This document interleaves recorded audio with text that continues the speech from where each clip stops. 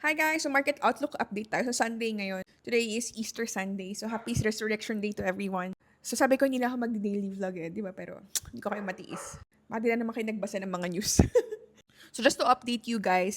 So yung war ngayon between Israel, US, and Iran is actually, unfortunately, escalating. So it's not cooling down. So yung conflict nila is actually intensifying. So right now, merong mga ongoing airstrikes sa Iran, sa Lebanon, and surrounding ng regions. And dumadami ang casualties. And recently, si Israel was just hit an Iranian petrochemical facility. And ito nagsisignal to ng continuous targeting of energy infrastructures. So hindi to contained conflict, guys. It is actually becoming a regional instability. And yung update naman dyan sa Strait of Hormuz, medyo mas nagiging critical.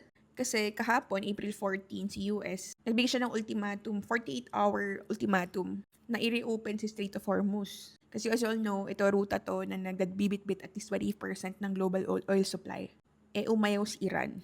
So, ini-insist niya yung control and conditions. So, ano ba pinaka-big implication nito? So, kung ang Strait of Hormuz will still stay blocked, tataas pa rin yung presyo ng oil, andyan pa rin yung inflation, pag-akit ng inflation, and syempre global panic. So, kung nakakaranas ng 130 pesos sa diesel ngayon, baka mas tumaas pa kung patuloy to na lumalala yung away sa US. So, ngayon, si US, nag-threaten siya na magkakaroon sila ng major strike very soon. So, nag-announce si Trump ng possible attack sa mga power plant and bridges ng Iran. So, ang pinaka-target timeline would be this Tuesday. So, it's April 7. So, meaning nito, we are one decision away from a major escalation phase. So, I don't see na si Iran nakikipag-cooperate. Same with US.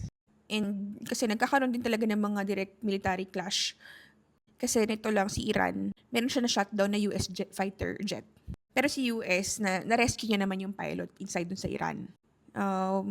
Pero kiniklaim ni Iran na, hindi, meron kaming napabagsak na aircraft during that rescue mission nila. Kasi during the time na nagkakaroon ng rescue mission si US para dun sa pilot, napabagsak daw ng Iran yun. So, yung retaliation ng Iran ay talagang pa-expand. Kasi tuloy-tuloy pa rin talaga yung pag-launch ng Iran ng missiles, drone, sa mga Gulf countries, katulad ng Kuwait, Bahrain. And yung mga regional allies nila like si Hezbollah is also active. So, ito, mayroon talagang risk of multi-country war. Diba? Na talagang, nakakatakot. Kaya ngayon, ang sabi, magkakaroon daw ng strategy shift. So, ngayon si US and Israel, ang plano nila, targetin naman yung mga energy facilities, mga bridges, pati yung mga industrial, tsaka yung mga health infrastructure sa Iran. So, meaning, yung goal nila is nag-shift towards sa pagpapabagsak sa Iran, sa ekonomiya ng Iran. So, hindi na lang to basta military hits. So, ano epekto nito sa gold? Kung gold trader ka, metal trader ka, dapat actually, naturally, ang war is bullish dapat. But now kasi, tumaas yung presyo ng oil.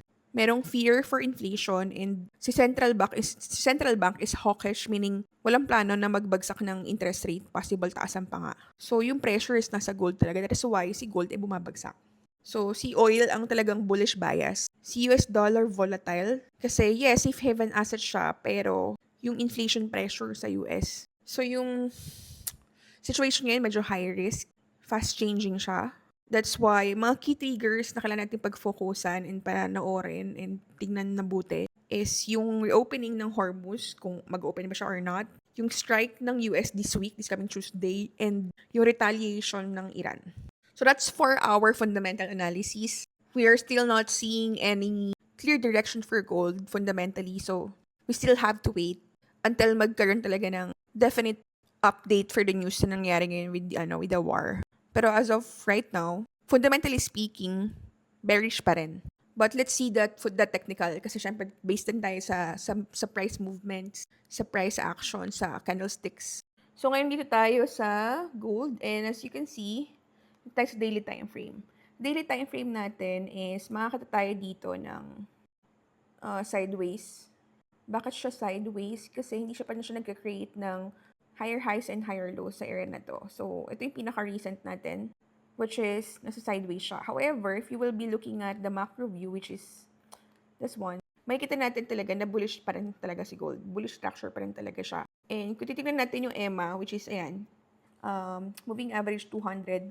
And dito sa moving average 200 natin, mapapansin natin na nag-react yung presyo pag-bounce niya dito sa ating moving average 200. So, itong moving average 200, this could be our dynamic support for us to determine kung market ba is paakyat or pabagsak. So, as you can see, the market is paakyat.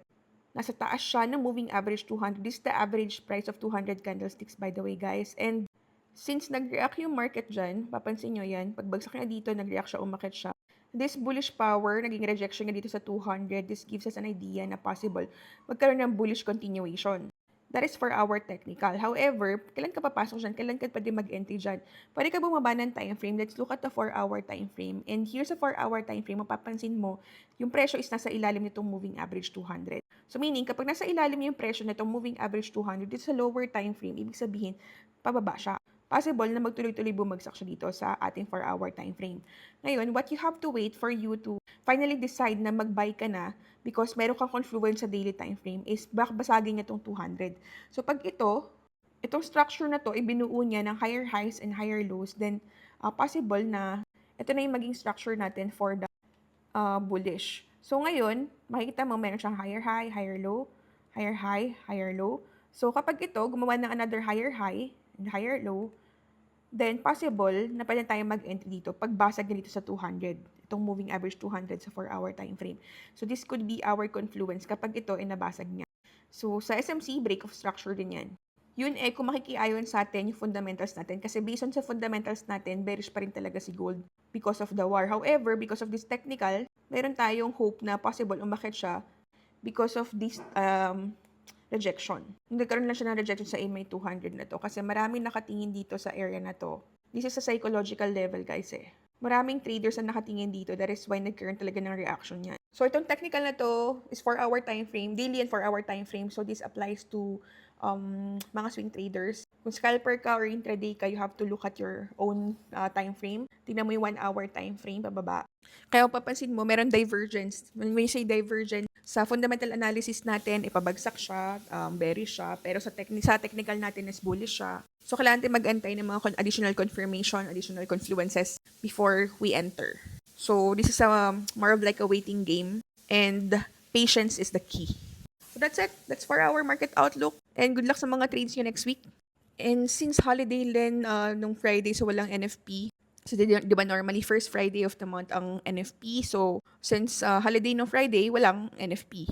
So, wala tayong basis ng job report. Pero meron naman yung mga unemployment claims. So, yun na muna magiging basis natin and also yung mga inflation data record na makikita natin this month.